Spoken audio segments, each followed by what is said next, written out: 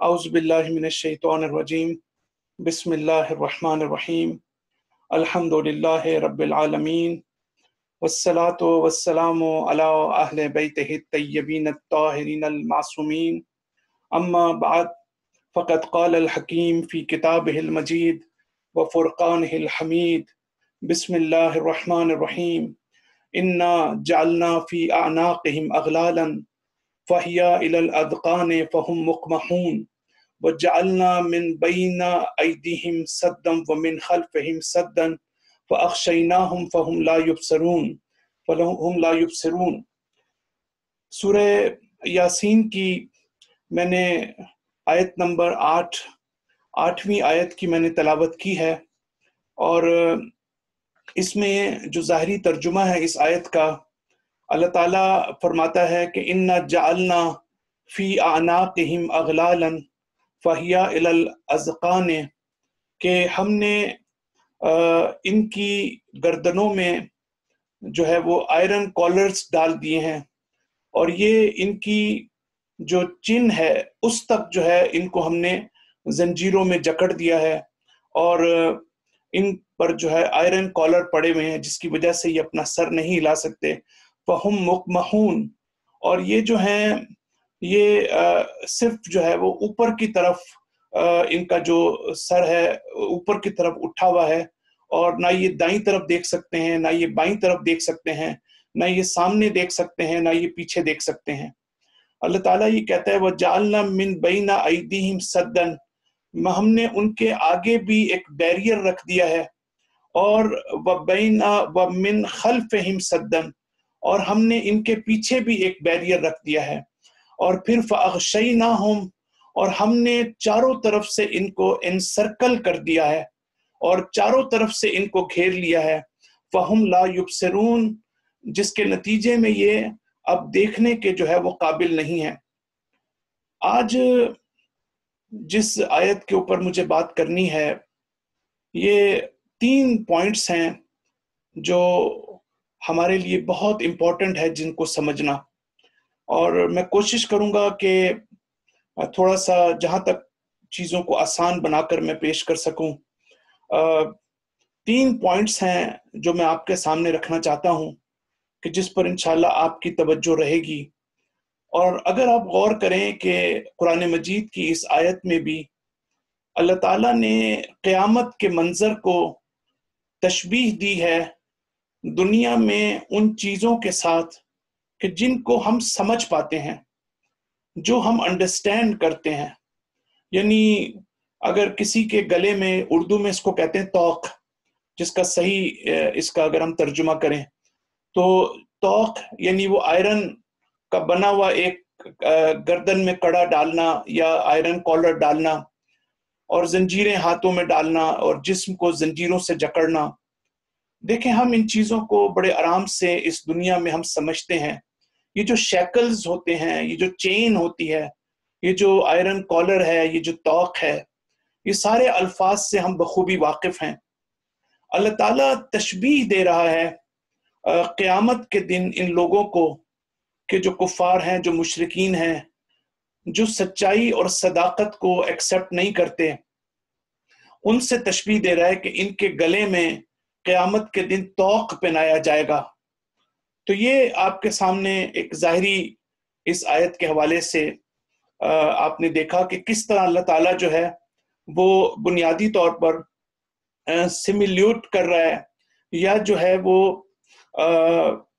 اللہ تعالیٰ جو ہے یہ اس کو جو ہے وہ آپ کے سامنے ایک کمپیریزن پیش کر رہا ہے، اور ایک تشبیہ جو ہے وہ اللہ تعالیٰ آپ کو دے رہا ہے۔ تو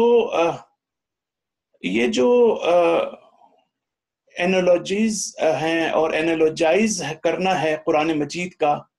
یہ تشبیہ اور تمثیل جس کو ہم کہتے ہیں، یہ بہت زیادہ قرآن مجید میں مختلف جگہ پر موجود ہے۔ اس کے پیچھے مقصد کیا ہے؟ اللہ تعالیٰ یہ جو اینالوجیز ہے اور یہ جو اللہ تعالیٰ شباہت دیتا ہے، تشبیہات جس کو ہم کہتے ہیں، یہ تشبیہات اللہ تعالیٰ کیوں دیتا ہے؟ اس کی ایک وجہ یہ ہے کہ اللہ تعالیٰ تشبیہات دیتا ہے، اس لیے کہ وہ ریالٹیز جو انٹلیکچوئل ہیں، وہ ریالٹیز جس کا تعلق آخرت سے ہے، وہ ریالٹیز کے جن کا تعلق جو ہے وہ ماورائے طبیعت سے ہے، جو میٹا فزیکل ریالٹیز ہیں کہ جن کو ہم اپنے لیے سمجھ نہیں سکتے ہیں، اور ہم اس کے ادراک سے قاصر ہیں، اس کو سمجھ نہیں پاتے ہیں۔ لہٰذا اللہ تعالیٰ اس کو ہمارے لیے محسوسات کی صورت میں ایک فزیکل جو ہماری آلریڈی انڈرسٹینڈنگ ہے اس صورت میں، تاکہ وہ پرسیپٹیبل ہو سکے اور ٹینجیبل فارم میں اللہ تعالیٰ ہمارے سامنے جو ہے پیش کر سکے، تاکہ ہم اس کو انڈرسٹینڈ کر سکیں، ہم اس کا ادراک کر سکیں۔ تو یہ ہے تمثیلات جو قرآن مجید میں بیان کی گئی ہیں، اور قرآن مجید میں جو اللہ تعالیٰ تشبیہات دیتا ہے چیزوں کی،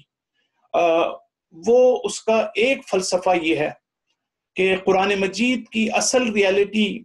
اللہ تعالیٰ کہتا ہے کہ ام الکتاب میرے پاس موجود ہے، لیکن میں نے اس کتاب کو الفاظ کی شکل میں، پیجز کی شکل میں، کتاب کی شکل میں نے تمہارے سامنے اس کو رکھا ہے، اور اس حقیقی ریالٹی کو جو ہے وہ ڈائلیوٹ کر کے تمہارے سامنے پیش کیا ہے، تاکہ تم اس کو سمجھ سکو، تاکہ تم اس کو جو ہے وہ انڈرسٹینڈ کر سکو۔ تو مخاطب کی جو سطح فکر ہے اس کے مطابق بات کرنا، اور پیغمبر کی حدیث بھی ہے کہ ہم معاشر الانبیاء، ہم انبیاء کے خانوادے سے ہیں، ہم انبیاء کی فیملی میں سے ہیں، اور ہم جب بھی بات کرتے ہیں کہ علی قدر عقول الناس، ہم لوگوں کے عقل کے مطابق بات کرتے ہیں، ہم کوئی ایسی بات نہیں کرتے کہ جو عقلوں سے ماورا ہو اور جس کو لوگ جو ہے وہ سمجھ نہ سکیں۔ قرآن مجید کی چند مثالیں میں آپ کے سامنے رکھتا ہوں، جو آج کی ہمارے اس سیشن کا پہلا پوائنٹ ہے۔ 3 پوائنٹس ہیں، اس کے اوپر میں بات کرنا چاہتا ہوں کہ قرآن مجید مومنین کو انفاق جب وہ کرتے ہیں اور اللہ کے راستے میں جو وہ چیریٹی دیتے ہیں، جب وہ صدقہ دیتے ہیں، تو اللہ تعالیٰ ان کی مثال دیتا ہے اس باغ سے کہ جو پہاڑی کے دامن میں ایک باغ ہوتا ہے، اور اس باغ میں جو فٹ ہل، اس پہاڑی کے دامن میں اس باغ پر شدید اور تیز بارش ہوتی ہے، اور اس بارش کی وجہ سے جو اس کا فروٹ ہے، جب وہ فروٹ پروڈیوس کرتا ہے تو وہ دگنا ہو جاتا ہے، یعنی ڈبل ٹرپل جو ہے وہ 2 فولڈ اس کا فروٹ ہوتا ہے۔ تو اسی طریقے سے مومن جب اللہ کے راستے میں خرچ کرتا ہے تو اللہ تعالیٰ کہتا ہے کہ میں اس کو کئی گنا کر دیتا ہوں، اور اس کی مثال اللہ تعالیٰ نے اس باغ سے دی ہے۔ تو آپ دیکھیں کہ اس سے نہ آپ، اللہ تعالیٰ اگر یہ مثال نہ دے اور اللہ تعالیٰ یہ کہے کہ میں تمہاری رقم کو دگنا تگنا کر دوں گا، تو ہمیں اس طرح سے اس میں وہ لذت محسوس نہیں ہوگی، اس طرح سے ہمارے اندر موٹیویشن پیدا نہیں ہوگی، اس طرح سے ہمارے اندر چیزیں امبوڈیمنٹ یعنی اس کی جو ہے وہ سامنے نہیں آئے گی۔ لیکن جب اب اس باغ کا تصور ہمارے سامنے آتا ہے، تب ہمیں یہ پتہ چلتا ہے کہ یہ جو اللہ کے راستے میں خرچ کرنا ہے، یہ کتنا، اس کا جو اثر جو ہے وہ کتنا زیادہ انسان کے اوپر اس کا جو ہے وہ بنیادی طور پر ہوتا ہے۔ ہو سکتا ہے انسان اپنی زندگی میں اس کو محسوس نہ بھی کرتا ہو، یہ کوئی ضروری نہیں کہ انسان اس کو محسوس کرے، لیکن ایک وقت ضرور ایسا آئے گا، ایک عالم ایسا ہوگا جو برزخ کا ہوگا، جو آخرت کا ہوگا۔ انسان اسی ریالٹی کو جب اس کو اس کا پھل ملے گا تو وہ وہاں پر ظاہر ہے کہ یہ جو آخرت ہے اس کو یوم ظہور کہا گیا ہے، یعنی وہ اس دنیا کا ظہور ہے۔ اس دنیا میں جو چیزیں ہمارے لیے سیکرٹس ہیں، جو ہمارے لیے چھپی ہوئی ہیں، جو مخفی ہیں، جو اسرار و رموز ہیں، جو ہمیں سمجھ نہیں آتے ہیں، اللہ تعالیٰ کہتا ہے یوم تبلی السرائر، اس دن اسرار جو ہیں وہ فاش ہو جائیں گے، وہ ریویل ہو جائیں گے۔ تو وہاں پر انسان کو ان مثالوں کو اور بہتر طور پر انسان جو ہے وہ سمجھ سکے گا، اگر انسان تھوڑا سا ان کے اوپر جو ہے وہ غور کر لے۔ اللہ تعالیٰ کہتا ہے کہ جو لوگ غیر خدا میں اپنے مال کو خرچ کرتے ہیں، وہ بالکل ایسے ہی ہے کہ آپ بڑی محنت سے ایک پودا لگاتے ہیں، ایک پلانٹ آپ گرو کرتے ہیں، آپ کو اس سے بڑی محبت ہوتی ہے، آپ بڑی محنت کرتے ہیں، لیکن ایک منٹ میں جو ہے وہ تباہ و برباد ہو جاتا ہے اور وہ خشک ہو جاتا ہے، تو آپ کو اس کا کتنا دکھ ہوگا۔ اسی لیے اللہ تعالیٰ کہتا ہے کہ آخرت یوم حسرت ہوگی، بہت سے اعمال انسان کے ضائع ہو جائیں گے، اور اعمال کے ضائع ہونے کی اللہ تعالیٰ جو ہے وہ بہت سی مثالیں دیتا ہے۔ اسی طریقے سے جو ہارشنس ہے انسان کے اندر، جو سخت دل لوگ ہوتے ہیں، جس کو قرآن قساوت قلبی کہتا ہے، کبھی اس کو اللہ تعالیٰ جو ہے وہ سخت پتھر سے اللہ تعالیٰ اس کی تشبیہ دیتا ہے کہ پتھر سے بھی زیادہ سخت ان کے جو ہے وہ دل ہو گئے ہیں، کبھی جانوروں سے انسان کی تشبیہ دیتا ہے۔ تو یہ تشبیہات ہمیں نظر آتی ہیں۔ کافر کو تشبیہ دی ہے اللہ تعالیٰ نے موت سے۔ کہتے ہیں کہ اللہ تعالیٰ قرآن مجید میں ہے کہ تم جو ہو مردہ تھے میتتن فاحییناہ، لیکن ہم نے تمہیں ایمان کے ذریعے سے حیات بخشی۔ یعنی کفر کو اللہ تعالیٰ نے موت سے تعبیر کیا ہے، یعنی کافر کو جو حقیقی معنی میں کافر ہے، میں نے تفصیل سے اس کے بارے بات کی ہے، ہمارے ہاں بہت بڑی غلط فہمی ہے کہ ہم ہر تیسرے آدمی کو کافر کہنے لگتے ہیں۔ کافر قرآن کی اصطلاح میں بالخصوص وہ ہے کہ جس کے اندر اناد پایا جاتا ہو، جس کے اندر جو ہے وہ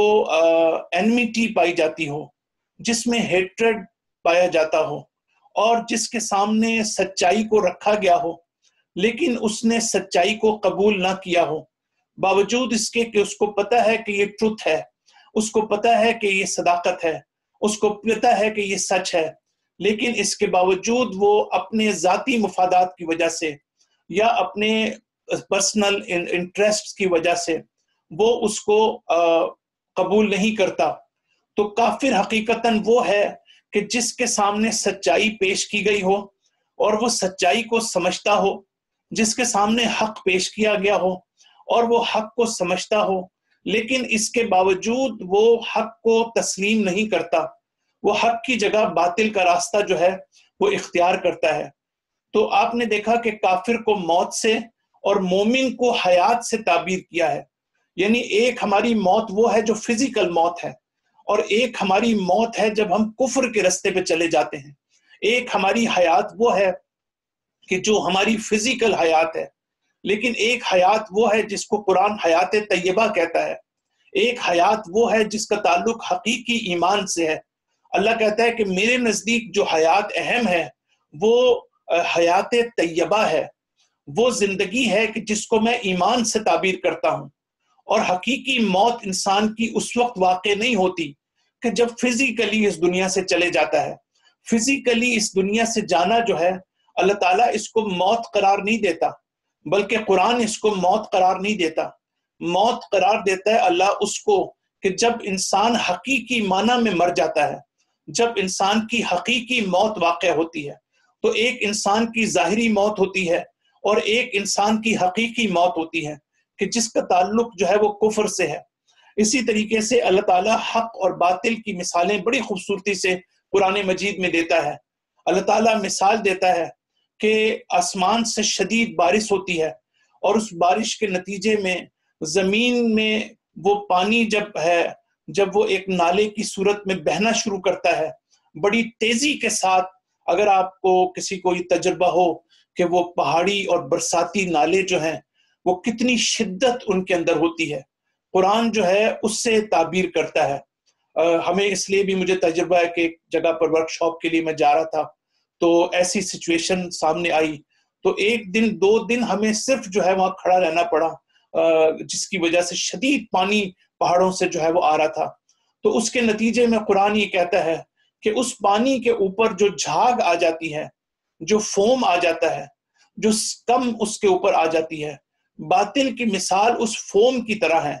اور پانی کی مثال جو ہے، اور جو پانی ہے اس کی مثال حق کی طرح ہے۔ قرآن یہ کہتا ہے جو چیز رہنے والی ہے وہ پانی ہے، اور جو چیز ختم ہونے والی ہے وہ جو ہے کم ہے اور جھاگ ہے پانی کے اوپر سے۔ یعنی جو چیز مٹ جانے والی ہے وہ باطل ہے، اور جو چیز رہ جانے والی ہے وہ پانی ہے، جس سے ہم استفادہ کرتے ہیں، جس سے ہم بہرہ مند ہوتے ہیں، جس سے ہم بینیفٹ حاصل کرتے ہیں، وہ جھاگ نہیں ہے بلکہ وہ پانی ہے۔ جو چیز ہمیں فائدہ پہنچاتی ہے وہ حق ہے، وہ باطل نہیں ہے۔ تو آپ نے دیکھا کہ قرآن مجید نے یہاں پر بھی ایک بڑی خوبصورت تعبیر کی ہے۔ جو لوگ یتیموں کا مال کھاتے ہیں، اللہ تعالیٰ اس کی تشبیہ دیتا ہے اس سے کہ جیسے وہ آگ اپنے پیٹ میں لے جا رہے ہوں، جیسے وہ آگ جو ہے وہ کھا رہے ہوں۔ تو ایک طرف یتیم کا مال ہے اور دوسری طرف آگ کا کھانا ہے۔ تو یہ وہ الفاظ ہیں کہ جو قرآن مجید نے جو ہے وہ استعمال کیے ہیں کہ تشبیہ کے طور پر۔ اب سوال یہ ہے کہ دوسرا پوائنٹ میں یہاں پر آپ کے سامنے رکھنا چاہتا ہوں کہ ہم اس چیز کو انڈرسٹینڈ کرنے کے بعد اب ایشو یہ ہے سب سے بڑا کہ یہ جو الفاظ بنائے جاتے ہیں، یہ ہماری جو ایک انڈرسٹینڈنگ ہے وہ یہ ہوتی ہے کہ ہم الفاظ کو سمجھتے ہیں کہ یہ جو الفاظ بنائے گئے ہیں، اب میں وہ الفاظ بھی آپ کے سامنے لے کے آتا ہوں، وہ کیسے میں کس کی طرف اشارہ کر رہا ہوں۔ ہمارے ذہنوں میں یہ ہے کہ یہ جو الفاظ ہیں یہ صرف فزیکل ریالٹیز کے لیے بنائے گئے تھے، اور اگر اللہ تعالیٰ اس کو کسی ہائر کانٹیکسٹ میں، اسپریچول کانٹیکسٹ میں، آخرت کے کانٹیکسٹ میں اگر اللہ تعالیٰ انہی الفاظ کو استعمال کرتا ہے تو وہ حقیقی معنی میں نہیں ہے بلکہ وہ مجازی ہے، یعنی میٹافوریکل انداز میں ہے وہ، لیکن وہ حقیقی جو ہے وہ نہیں ہے، وہ فیگوریٹو سینس میں ہے۔ تو آپ دیکھیں کہ تھوڑا سا اگر آپ سمجھنے کی کوشش کریں، جیسے اللہ تعالیٰ یہاں پر ہماری جو آیت جس پر ہم بحث کر رہے ہیں کہ جب اللہ تعالیٰ توق کی بات کرتا ہے کہ ان کے گردن میں توق ڈالوں گا، یعنی آئرن کالر ڈالوں گا، تو یہ آئرن کالر کی جب ہمارے سامنے مثال آتی ہے تو دنیا کی مثال آتی ہے، شیکلز کی مثال دنیا کی آتی ہے، زنجیروں کی مثال دنیا کی آتی ہے۔ اب اگر اللہ تعالیٰ ہم کو یہ کہتا ہے کہ آخرت میں تمہارے ہاتھوں میں زنجیریں ڈالوں گا، تو ہم یہ سمجھتے ہیں کہ یہ تشبیہ دے رہا ہے اللہ تعالیٰ، ہم یہ سمجھتے ہیں یہ میٹافوریکل انداز ہے اللہ تعالیٰ کا، لیکن حقیقت جو بھی ہو ہمیں اس سے کوئی تعلق نہیں ہے۔ لیکن زنجیروں کا تعلق تو اس دنیا سے ہے، گردن میں توق کا تعلق تو اس دنیا سے ہے۔ تو اسی طریقے سے اللہ تعالیٰ یہ کہتا ہے ختم اللہ علی قلوبہم، اور پھر اللہ تعالیٰ کہتا ہے طبع اللہ علی قلوبہم، میں ان کے دلوں میں مہریں لگا دوں گا، یعنی سیل کر دوں گا میں ان کے ہارٹ کو۔ تو یہاں پر سیل کرنا اور اسٹیمپ کرنا اور مہر لگانا، یہ بھی ہمارے ذہن میں ایک فزیکل کانٹیکسٹ میں ہم اس کو سمجھتے ہیں۔ لہٰذا اللہ تعالیٰ آخرت کے بارے میں بات کرتا ہے، اللہ تعالیٰ اسپریچول کانٹیکسٹ میں بات کرتا ہے، لیکن اسپریچول کانٹیکسٹ میں ہم یہ سمجھتے ہیں، یا عام طور سے ہمارے مفسرین یہ کہتے ہیں کہ یہ میٹافورک ہے بیسیکلی، یعنی ہمیں سمجھانے کے لیے ہے کہ اللہ تعالیٰ دلوں میں مہر لگاتا ہے۔ دلوں میں کیا مطلب مہر لگانے کا؟ کیا آپ اسٹیمپ کرتے ہیں آپ قلب کو یا دل کو؟ یہ چیزیں تو ہمیں سمجھ میں نہیں آتی۔ اسی طریقے سے اللہ تعالیٰ کہتا ہے قرآن مجید میں ید اللہ فوق ایدیہم، کہ اللہ تعالیٰ کا ہاتھ جو ہے وہ دوسروں کے ہاتھوں سے ابو ہے، اور اللہ تعالیٰ جو ہے وہ بنیادی طور پر ان کے اوپر ڈومینیٹ کرتا ہے۔ تو یہاں پر ہاتھ کا لفظ استعمال ہوا ہے، تو ہاتھ کا لفظ بھی ہم فزیکل کانٹیکسٹ میں ہم استعمال کرتے ہیں اور ہم اسی کو سمجھتے ہیں۔ اب جب اللہ تعالیٰ کے ہاتھوں کی بات آتی ہے تو یہی وجہ ہے کہ جو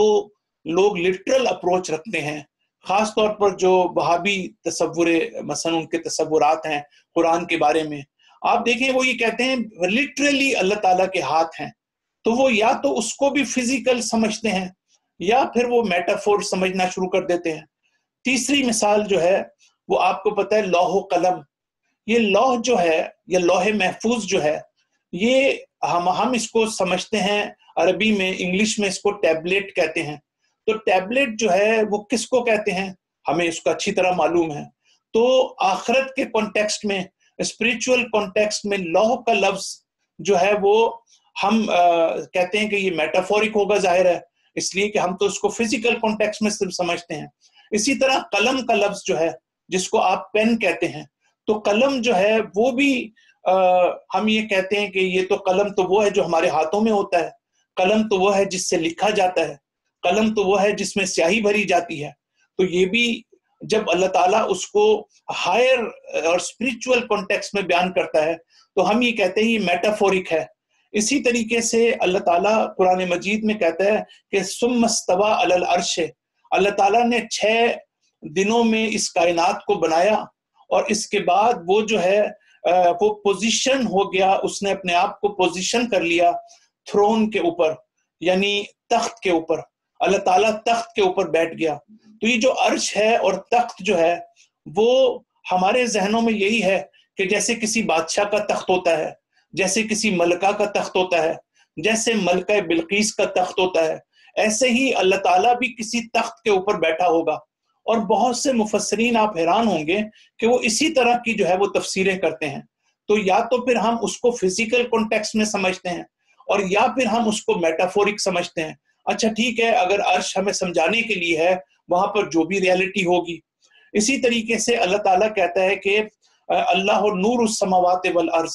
اللہ تعالیٰ نور ہے آسمانوں اور زمین کا.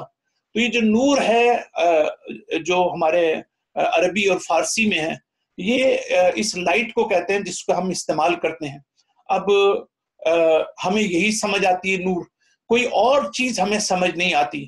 جب علم کو نور کہا جاتا ہے تو ہمیں وہ سمجھ نہیں آتا. جب ہدایت کو نور کہا جاتا ہے تو ہمیں وہ سمجھ نہیں آتا. جب قرآن کو نور کہا جاتا ہے تو ہمیں سمجھ نہیں آتا، اس لیے کہ ہماری جو اٹیچمنٹ ہے وہ فزیکل ورلڈ کے ساتھ ہے، اور فزیکل ورلڈ کے ساتھ یہ الفاظ جو ہیں وہ ہم اس کے ساتھ اٹیچ ہیں، اس کے ساتھ ہم فیملیرائز ہیں، اس کے ساتھ جو ہے فیملیئر ہیں اور اس کے ساتھ ہم مانوس ہیں.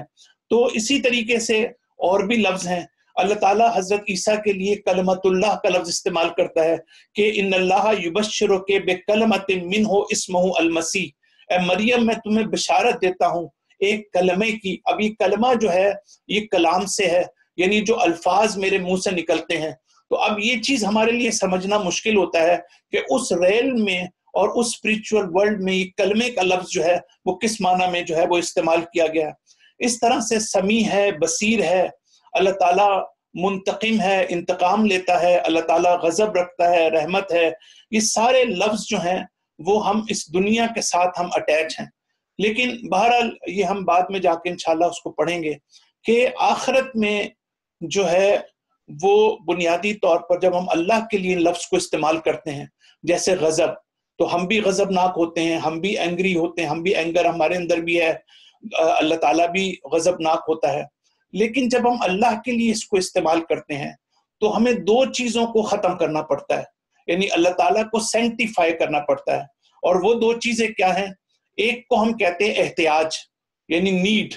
اور دوسری چیز جو ہے وہ اسپیس، مکان یعنی جگہ. ان دونوں چیزوں کو ہمیں ہٹانا پڑے گا. جب ہم اللہ تعالیٰ کو کہتے ہیں اللہ تعالیٰ انتقام لیتا ہے، تو ہم جب انتقام لیتے ہیں تو ہمارے اندر ایک نیڈ ہوتی ہے جس کی وجہ سے ہم انتقام لیتے ہیں. تو اللہ تعالیٰ میں تو نیڈ نہیں ہے. اور ہم جو ہے اسی طریقے سے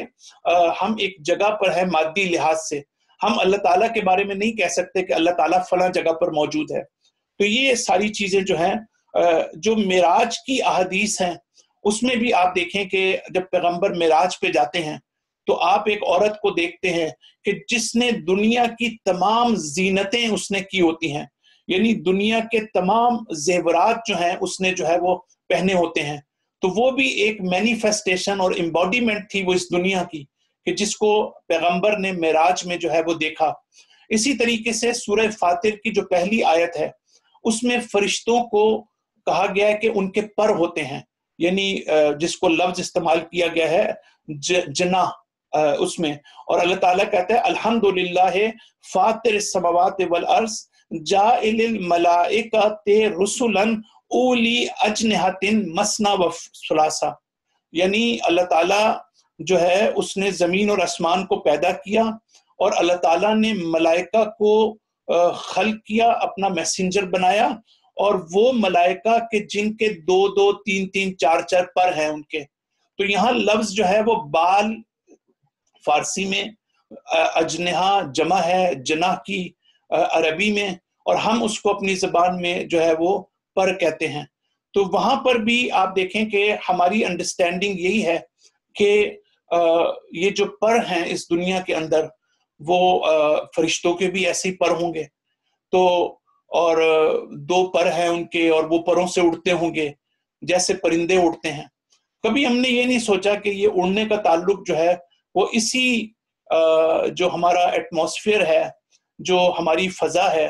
جہاں پر ہوا موجود ہے، وہاں پر پرندے اپنے پروں کے ذریعے سے اڑ سکتے ہیں۔ اس سے اوپر اگر آپ چلے جائیں تو وہاں پروں کا کوئی بھی وہاں عمل دخل نہیں ہے، آپ اڑنے کی صلاحیت آپ کی ختم ہو جاتی ہے۔ تو آپ فرشتوں کے بارے میں بھی یہ کہتے ہیں کہ ان کے بھی پر ہیں،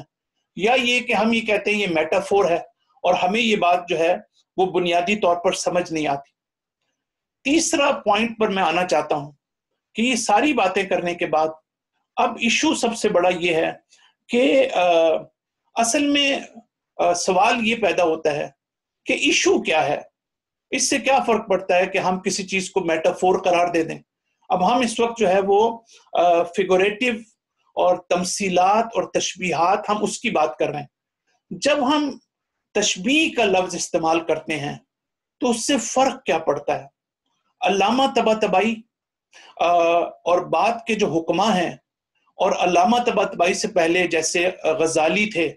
انہوں نے یہ تصور پیش کیا ہے کہ یہ جو الفاظ ہیں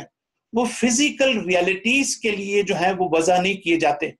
بلکہ وہ اپنی اسپرچول جو اصل ان کا جو پیچھے اسپرٹ ہے، ان کے لیے یہ الفاظ جو ہیں وہ بنیادی طور پر وضع کیے جاتے ہیں۔ اور اس کی وجہ کیا ہے؟ وہ یہ ہے کہ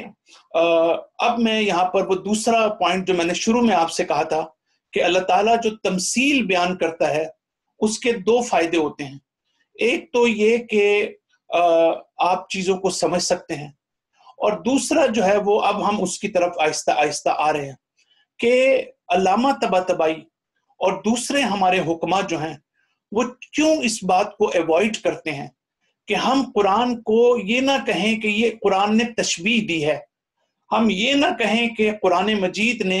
یہ جو زنجیروں کی بات کی ہے، شیکلز کی بات کی ہے، آئرن کالر کی بات کی ہے، یہ جو اللہ تعالیٰ ترازو کی بات کرتا ہے، ہم یہ نہ کہیں کہ جو ریالٹیز آخرت میں ہے وہ ایک قسم کی شباہت ہے، وہاں پہ معلوم نہیں کیا ہوگا، وہاں پر کوئی اور شکل ہوگی، ہمیں اس کا علم نہیں ہے۔ تو بنیادی طور پر جو ہے وہ آپ اس کو ایوائڈ کرتے ہیں، اور وہ یہ کہتے ہیں کہ یہ الفاظ جو ہیں یہ ان کے نہ اپنے لیولز ہیں، ان کو سمجھنے کی ضرورت ہے۔ اب میں آپ کے سامنے تھوڑا سا مثال رکھنا چاہتا ہوں کہ مثلاً آپ جب ہمارا چونکہ اٹیچمنٹ ہماری فزیکل ورلڈ کے ساتھ ہے، تو فزیکل ورلڈ کا مطلب یہ ہے کہ جب ہم کہتے ہیں روایات میں ہے کہ ائمہ جو ہے وہ نور ہیں، تو نورانی خلقت ہے ان کی، تو آپ دیکھیں آج بھی ہمارے جو اکثریت ہے ان کے ذہنوں میں یہی آتا ہے کہ وہ نور ایسے ہی ہوگا جیسے بلب سے روشنی نکل رہی ہے، اور نور ایسے ہی ہوگا کہ جیسے جو ہے وہ ان کے چہرے سے بلب کی طرح روشنائی نکل رہی ہوگی، اور اگر آپ کوئی اور بات کر دیں تو آپ پر کفر کے فتوے لگا دیتے ہیں۔ لیکن نور جو ہے وہ اس بلب کے لیے، اس ٹیوب لائٹ کے لیے، اس فزیکل جو لائٹ ہے اس کے لیے یہ لفظ نہیں بنایا گیا تھا، بلکہ نور کا لفظ اس کو کہتے ہیں نور کہ جو خود بھی ظاہر ہو، جو دوسرے کو بھی ظاہر کرنے والا ہو، جو خود بھی آشکار ہو، جو دوسرے کو بھی آشکار کرنے والا ہو، جو خود بھی روشن ہو، دوسرے کو بھی روشن کرنے والا ہو۔ تو آپ نے دیکھا کہ جب ہم اس لفظ کے یہ معنی رکھیں گے تو پھر ہمیں نور ایک ہائر کانٹیکسٹ پہ ہمیں جا کر یہ سمجھ میں آئے گا، تب ہمیں پتہ چلے جائے گا کہ علم جو ہے وہ بھی ایک نور ہے، اس لیے کہ علم جو ہے وہ بنیادی طور پر خود بھی روشن ہے، اور جب ہم علم حاصل کرتے ہیں تو ہمیں روشنائی عطا ہوتی ہے۔ قرآن جو ہے وہ نور ہے، اس لیے کہ قرآن جو ہے خود بھی روشن ہے، اور جب ہم قرآن کی تعلیم حاصل کرتے ہیں تو تب بھی ہم جو ہے وہ ہمیں ہدایت حاصل ہوتی ہے، ایک روشنی ہمیں ملتی ہے، تو اس لحاظ سے ہم نور کو دیکھتے ہیں۔ تو گویا کہنے کا مقصد یہ ہے کہ اصل میں इस सिस्टम को समझने के लिए मैं चाहता हूं कि आपके सामने एक मिसाल रखूं कि जिसको ट्रांसेंडेंटल फिलॉसफी में ग्रेडेशन ऑफ बीइंग कहते हैं, तशकीक जिसको कहते हैं। मैं आपके सामने मिसाल रखता हूं ताकि हम उसको आराम से समझ सकें। देखिए, जो सूरज की रोशनी है, ये सूरज की रोशनी जो है, ये जो हमारे तक पहुंचती है, इसके मुख्तलिफ स्टेजेस हैं, मुख्तलिफ लेवल्स हैं, यानी एक ही हकीकत के मुख्तलिफ लेवल्स हैं। ये मसलन जो रोशनी मेरे पास है, हमारे पास पहुंचती है दुनिया में, एक उसका लेवल है। एक वो रोशनी है जो सूरज के करीब है, उसका लेवल है। एक वो है जो बिल्कुल सूरज के साथ मुत्तसिल है, वो उसका लेवल है। तो आप गौर करें कि आप ये नहीं कह सकते कि सारी मुख्तलिफ रियलिटीज हैं। आप ये कहेंगे कि ये एक रियलिटी है कि जिस एक रियलिटी के मुख्तलिफ लेवल्स हैं। एक वो लेवल है जिसमें इंटेंसिटी बहुत ज्यादा है, और एक वो लेवल है जिसमें इंटेंसिटी बहुत कम है, लेकिन हकीकत जो है वो एक ही है। अल्लाह ताला गोया ये कहना चाहता है कि मैं अगर तुम्हें बताने के लिए कुछ लफ्ज इस्तेमाल करता हूं तो वो मेटाफोर नहीं है, बल्कि ये जो अल्फाज हैं, ये इस दुनिया में हमें जो इसकी एग्जाम्पल्स हैं जो हमें नजर आती हैं, वो इस दुनिया के लिए हैं। लेकिन यही चीज होगी, यही हकीकत होगी जो आलम बरज़ख में ज्यादा शिद्दत के साथ होगी, ज्यादा इंटेंसिटी के साथ होगी, जो क़यामत में और ज्यादा शिद्दत के साथ होगी, और ज्यादा इंटेंसिटी के साथ होगी। लेकिन रियलिटी यही होगी। अगर अल्लाह ताला कहता है अर्श, तो अल्लाह ताला कहता है एक दुनिया का अर्श है, एक दुनिया का तख्त है, एक बरज़ख का तख्त है, और एक आखिरत का तख्त है। ये सारे तख्त हैं कि जिसका मतलब मेरी बादशाहत है, जिसका मतलब मेरी मालकियत है, जिसका मतलब मेरी कुव्वत और ताकत है, जिसका मतलब मेरी तदबीर है इस कायनात के अंदर। अब चाहे आप तख्त को ले लें, चाहे आप आलम बरज़ख में ले लें, चाहे आप आखिरत में ले लें। इसी तरह अल्लामा तबातबाई ये कहते हैं कि जब परों की बात करते हैं कि मलाइका जो हैं वो उनके पर हैं, तो इसका मतलब ये है कि एक वो अंडरस्टैंडिंग है परों की हमारे सामने जो इस दुनिया की है, लेकिन पर का हकीकी मतलब ये है कि आपको कुव्वत अता करते हैं, आपको तवानाई अता करते हैं कि आप ऊपर की तरफ जा सकें और ऊपर से नीचे की तरफ आ सकें। तो पर का मतलब ये फिजिकल रियलिटी नहीं है, बल्कि पर का मतलब ये है कि आप में ये कुव्वत है कि आप ऊपर जा सकते हैं और नीचे जा सकते हैं। तो यही पर जो है आलम बरज़ख में इनकी एक और रियलिटी होगी, लेकिन हकीकत वही होगी। और आलम आखिरत में इसकी एक और लेवल होगा, इंटेंसिटी ज्यादा होगी। इसी तरीके से मैंने तफसील से इस पर लेक्चर दिए हैं कि इंसान का जो जिस्म है वो इस दुनिया में फिजिकल है, बरज़ख में यही जिस्म होगा, लेकिन इसकी शक्ल जो है, इसकी हैसियत कुछ और होगी, और आखिरत में ये जिस्म जो है वो किसी और सूरत में होगा, लेकिन एक ही हकीकत होगी, लेकिन उसके मुख्तलिफ जो है वो लेवल्स होंगे। तो इसका फायदा क्यों होता है कि हम चीजों को इस तरह से जब हम देखते हैं तो फिर हमें फायदा इसका ये होता है कि हमारे अंदर ये सलाहियत पैदा होती है कि अब मैं वो दूसरा नुक्ता बयान करना चाहता हूं कि कुरान जब तमसीलात को बयान करता है तो कुरान ये कहता है, अब ये तमसील का लफ्ज ज्यादा बेहतर नहीं है, बल्कि कुरान ये कहता है कि हम जो है वो जैसे ये सीढ़ी नहीं होती, मसन आप सीढ़ी लगा के ऊपर जाते हैं, स्टेयर्स के जरिए से जब आप ऊपर जाते हैं, तो अल्लाह ताला ये कहता है कि जैसे हमने कहा था कि कुरान को अल्लाह ताला ने नाजिल किया इस एक रस्सी की तरह है कि एक सिरा अल्लाह के हाथ में, एक सिरा हमारे हाथ में। यानी हमने इसके साथ अपने आप को एलिवेट करना है, हमने इसके साथ अपने आप को जो है वो ऊपर की तरफ जाना है, हमने अपने आप को जो है वो ट्रांसेंड करना है, इसके जरिए से अपने आप को असेंड करना है। तो ये एक रियलिटी जो है इसको समझना बहुत जरूरी है। अगर हम इसको मुख्तलिफ हकीकतें समझेंगे तो हमारे लिए आलम जाहिर से आलम बातिन की तरफ सफर करना मुश्किल होगा, महसूसात से माकुलात की तरफ सफर करना हमारे लिए जो है वो बहुत मुश्किल हो जाएगा। जब अल्लाह ताला ये कहता है कि अगर तुम यतीमों का माल खाओगे تو یتیموں کا مال فزیکل سینس میں ہمیں نظر آتا ہے کہ اس کا کیا مطلب ہے، لیکن اللہ تعالیٰ کہتا ہے کہ اسی عمل کی حقیقت جو ہے وہ آگ کی صورت میں قیامت میں ہوگی، یہی چیز ہوگی، کوئی اور چیز نہیں ہوگی، یہی حقیقت ہوگی، اس کا نتیجہ نہیں ہوگا، لیکن وہ حقیقت اس دنیا میں آپ یتیم کا مال کھا رہے ہیں، لیکن آخرت میں آپ آگ کھاتے ہوئے نظر آئیں گے۔ ایک اور مقام پر قرآن یہ کہتا ہے جن لوگوں کا سٹنجی بیہیویئر ہوتا ہے، جو بخیل ہوتے ہیں، جو کنجوس ہوتے ہیں، اللہ تعالیٰ ان کی گردن میں توق ڈالے گا۔ اس کا مطلب یہ ہے کہ اس کو بھی اللہ تعالیٰ یہ کہنا چاہتا ہے کہ تاکہ انسان جو ہے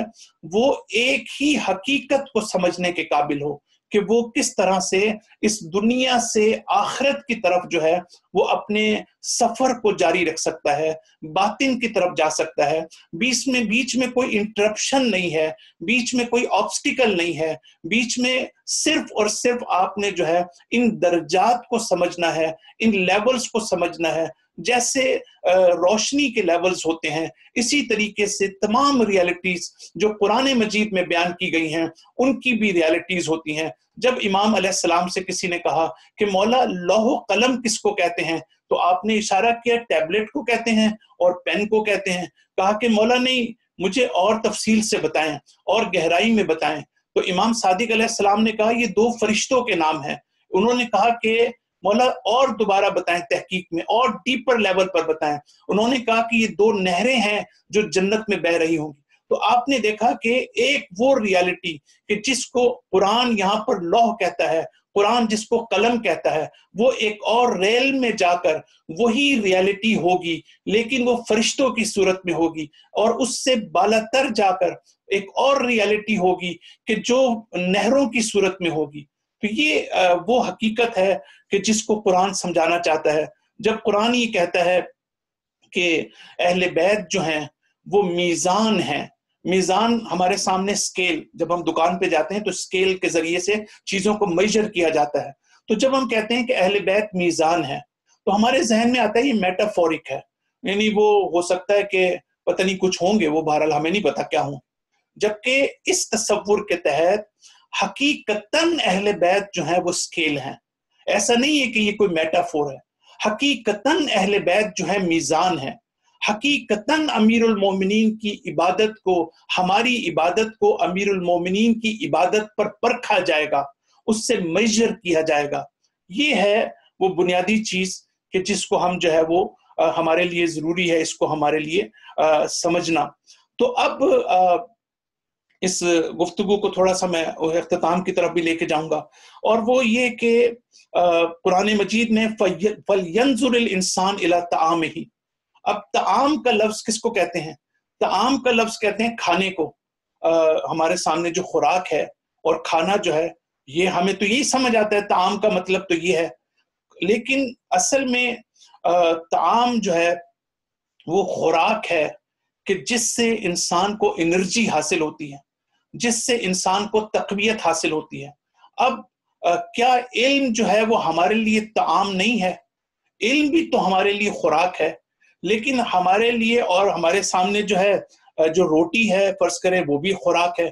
تو روٹی کے خوراک ہونے کو، طعام ہونے کو ہم بہتر سمجھتے ہیں، ہمیں فوراً سمجھ آ جاتی کیونکہ وہ فزیکل کانٹیکسٹ میں ہے، لیکن علم ہمارے لیے کیسے خوراک ہو سکتا ہے وہ ہمیں سمجھ نہیں آ سکتی۔ لیکن یہ علامہ طباطبائی اور علامہ جوادی عاملی اور اس سے پہلے غزالی کہ جس نے یہ تصور پہلی دفعہ پیش کیا تھا، وہ یہ کہتے ہیں کہ یہ طعام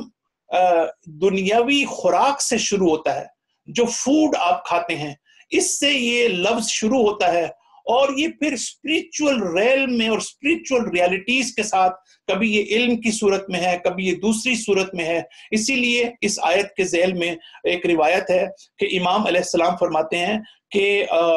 تم جو ہو وہ جو علم جب تم لے رہے ہوتے ہو تو تم دیکھو کہ تم کس سے علم حاصل کر رہے ہو۔ فَانظُرْ إِلَىٰ طَعَامِهِ، دیکھیں قرآن میں کیا ہے، فَلْيَنظُرِ الْإِنسَانُ إِلَىٰ طَعَامِهِ، کہ انسان کو چاہیے کہ وہ اپنے کھانے پر نظر رکھے۔ فزیکل کانٹیکسٹ کا کیا مطلب ہے کہ آپ دیکھیں کہ آپ جو کھا رہے ہیں وہ کس ہوٹل سے لے رہے ہیں، کس ریسٹورینٹ سے لے رہے ہیں، کیا اس کے اندر کوئی ایسی چیز تو نہیں جو ہائیجینک نہ ہو۔ आपने गौर किया कि आप कितनी चीजें देखते हैं जब आप खाना खाते हैं, और आजकल कोरोना की सूरत हाल में तो और ज्यादा हम एहतियात करते हैं। इसी तरीके से इमाम मासूम ये कहते हैं कि इल्म भी तुम्हारे लिए एक ताम है, इल्म भी तुम्हारे लिए खुराक है, वो भी तुम्हारी रूह की खुराक है। जिस तरह तुम्हारे मादी जिस्म को खुराक की जरूरत है, इसी तरह तुम्हारी रूह को भी खुराक की जरूरत है। जिस तरह तुम खाने के बगैर तुम्हारा जिस्म फिजिकली तबाह हो जाएगा, इसी तरह तुम्हारी रूह भी जो है वो तबाह हो जाएगी। अगर तुम जहर खाओगे तो तुम फिजिकली तबाह हो जाओगे। अगर तुम ऐसा इल्म हासिल करोगे जो शैतानी है, वो भी तुम्हारी रूह को तबाह कर देगा। तो इमाम अलैहिस्सलाम ये फरमाते हैं कि फंजुर इला तामिही, इंसान को चाहिए। अब देखें, मुफस्सरीन ने हमेशा इसको खाने के कॉन्टेक्स्ट में पेश किया है, लेकिन इमाम मासूम ये कहते हैं कि तुम देखो कि इल्म किससे हासिल कर रहे हो, देखो कि तुम्हारा टीचर कौन है, देखो कि वो जाकिर कौन है, वो आलिम कौन है, जो मिंबर पर मौजूद है वो कौन है, उसकी एजुकेशन क्या है, वो कितना रिकग्नाइज है, वो वाकई आपको हिदायत दे रहा है या आपको गुमराह कर रहा है। ये सारी चीजें जो हैं वो, इसीलिए मैंने इस पूरे कॉन्सेप्ट को आपके सामने पेश किया ताकि आपको अंदाजा हो कि असल जो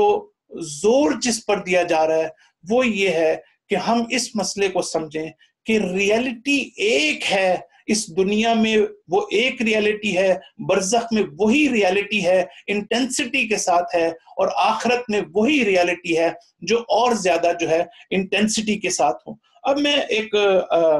सिर्फ दो छोटी बातें करके अपनी गुफ्तगू खत्म करूंगा। एक बड़ी दिलचस्प चीज मैं आपके सामने रखना चाहता हूं, और चूंकि ये वो तसव्वुर है और ये अप्रोच है जिसको हमारे उलमा ने, हमारे हुक्मा ने, हमारे बड़े बड़े जय्यद मुफस्सरीन ने जिसको कबूल किया है, और वो गजाली इसका पायोनियर है और गजाली इसका फाउंडर है तकरीबन इस फिक्र का। तो खुद गजाली एक मकाम पर ये कहते हैं, ये जो हदीस हम पढ़ते हैं कि ला तदखुलिल मलाइका बैतन फीहे कल्बुन, जिस घर में कुत्ता हो वहां पर मलाइका दाखिल नहीं होते, फरिश्ते दाखिल नहीं होते। अब देखें, आजकल के बच्चे भी पूछते हैं, बहुत से लोगों के जहन में है, लेकिन कभी किसी ने तसव्वुर नहीं किया होगा कि आज हमने जो सारी चीजें आज हमने पढ़ी हैं उसकी कॉन्टेक्स्ट में गजाली ये कहते हैं कि असलन इस हदीस को लोग समझते ही नहीं है। इस हदीस का एक फिजिकल एस्पेक्ट है, एक कुत्ता है जो नजिस है, एक घर है जिसमें कुत्ता है, लेकिन दूसरी तरफ मलाइका की बात हो रही है। मलाइका एक फिजिकल रियलिटी नहीं है, मलाइका एक स्पिरिचुअल रियलिटी है। कुरान एक जो हदीस है वो स्पिरिचुअल रेल्म की एक बात कर रहा है। और मलाइका जब इंसान के पास भी आते हैं, जब नबी के पास भी आते हैं, जब उलुल अज़्म के पास जबराइल आते हैं, और इसी तरीके से हजरत मरियम के पास जब आते हैं, तो वो कामिलन फिजिकल रियलिटी में नहीं आते, बल्कि कुरान की आयत ये हैं कि फतमस्सला, कि वो बशरन, वो इंसान की सूरत में हजरत मरियम के इमेजिनेशन में आया। तो इसका मतलब यह है कि मलाइका उस पर नाजिल होते हैं, जबराइल उस पर होते हैं कि जिनका फिजिकल एस्पेक्ट ही नहीं बल्कि स्पिरिचुअल एस्पेक्ट भी बहुत कवी होता है, जैसे उलुल अज़्म पैगंबर, जैसे इब्राहिम, जैसे मूसा, जैसे ईसा, जैसे पैगंबर, जैसे हजरत फातिमा ज़हरा सलामुल्लाह अलैहा के 70 मरतबा मुसलसल हजरत जबराइल आपकी रहलत से पहले, शहादत से पहले आपके आए, इसलिए कि आपका मानवी मकाम ऐसा था। तो इसका मतलब ये हुआ कि गजाली ये कहते हैं, यहाँ बैत का मतलब घर नहीं है, बैत का मतलब आपका कल्ब है, आपका दिल है। और फिर कल्ब का मतलब यानी जो डॉग है और कुत्ता है उसका मतलब है आपकी बातनी निजासत। जितने आप अंदर से आलूदा होंगे, जितना आप अंदर से पॉल्यूटेड होंगे, जितना आपका हार्ट डस्टी होगा, जितना आप प्योरीफाइड नहीं होंगे, तो इसका मतलब है कि आपका कल्ब जब प्योरीफाई नहीं होगा तो वो मलाइका आपके पास नहीं आएंगे, आपके कल्ब के साथ जो है वो में नहीं उतरेंगे। और इसका हकीकतन मतलब ये है। तो आपने देखा कि एक ही फिजिकल रियलिटी है, उसको दूसरे रेल में आकर आप उसको देखेंगे, उसके कल्ब को आप देखेंगे, उसके इसके बाद जो है वो आप देखेंगे निजासत की जब बात है तो उसको मानवी और स्पिरिचुअल कॉन्टेक्स्ट में आप देखेंगे। तो ये सारी चीजें हमारे सामने हैं। और फिर आखिरी नुक्ता, और इंशाल्लाह हम गुफ्तगू को जारी रखेंगे, कि अब कुरान बुनियादी तौर पर इस आयत में ये कहता है कि ये जो हम गुनाह करते हैं, یہ قرآن اس کو کہتا ہے حجاب مستور، چھپا ہوا حجاب۔ دو قسم کے حجاب ہوتے ہیں، ایک وہ ہوتا ہے جو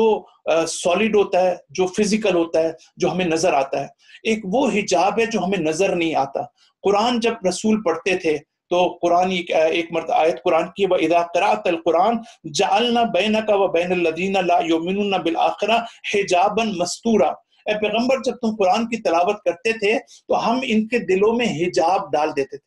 تو بہت سے لوگ سمجھتے ہیں فزیکل حجاب ہے، تو ایک حجاب وہ ہے جو انویزیبل ہے، ایک حجاب وہ ہے جو ہمیں نظر نہیں آتا۔ تو قرآن یہ کہنا چاہتا ہے، اب میں اس کا نتیجہ حاصل کرنا چاہ رہا ہوں، قرآن یہ کہنا چاہتا ہے کہ گناہ جو ہے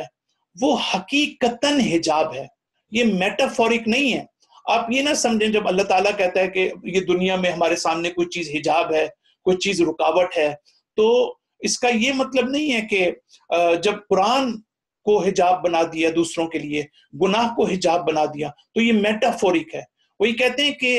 مانو اس بات کو کہ آپ کے اندر غرور اور تکبر اور پرائیڈ اور ہاٹینس جو ہے یہ واقعاً آپ کے لیے حجاب ہے، واقعاً آپ کے لیے ویل ہے، واقعاً آپ کو جو ہے معارف سے، آگاہی سے، حقائق سے، سچائی سے، صداقت سے آپ کو روکتی ہے۔ آپ علم حاصل نہیں کر سکتے جب تک آپ کا قلب آلودہ ہو، جب تک آپ کی زندگی گناہوں میں آلودہ ہو چکی ہو۔ تو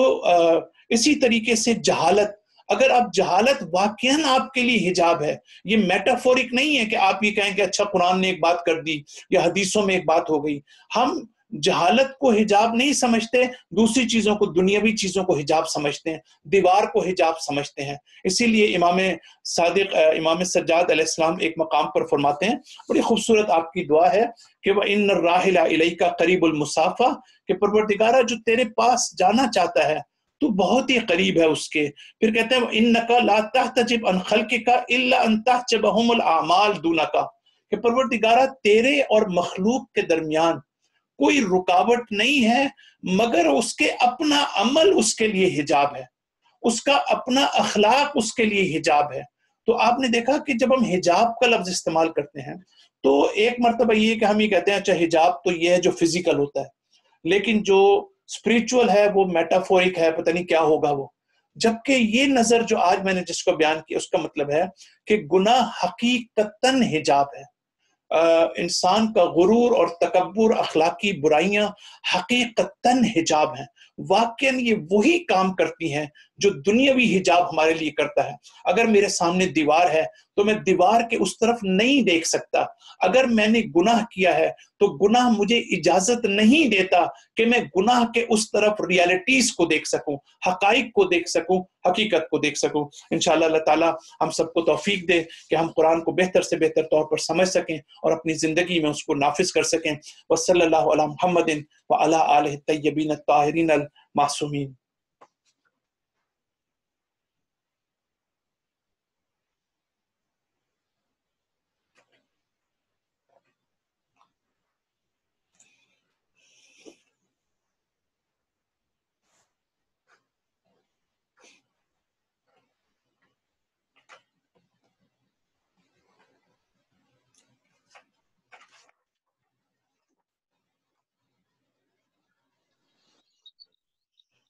السلام علیکم مولانا صاحب۔ جی السلام علیکم۔ بہت ماشاء اللہ، بڑا اچھا لیکچر تھا ماشاء اللہ۔ شکریہ، تھینک یو، تھینک یو، الحمد للہ، شکریہ، تھینک یو، السلام علیکم۔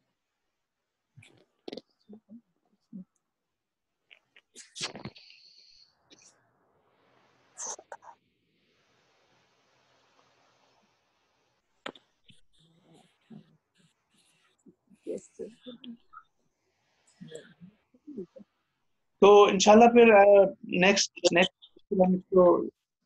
آیت کو جاری رکھیں گے، بہت سی باتیں ابھی اور بھی کرنی ہے۔ انشاءاللہ اپنا خیال رکھیے گا، السلام علیکم۔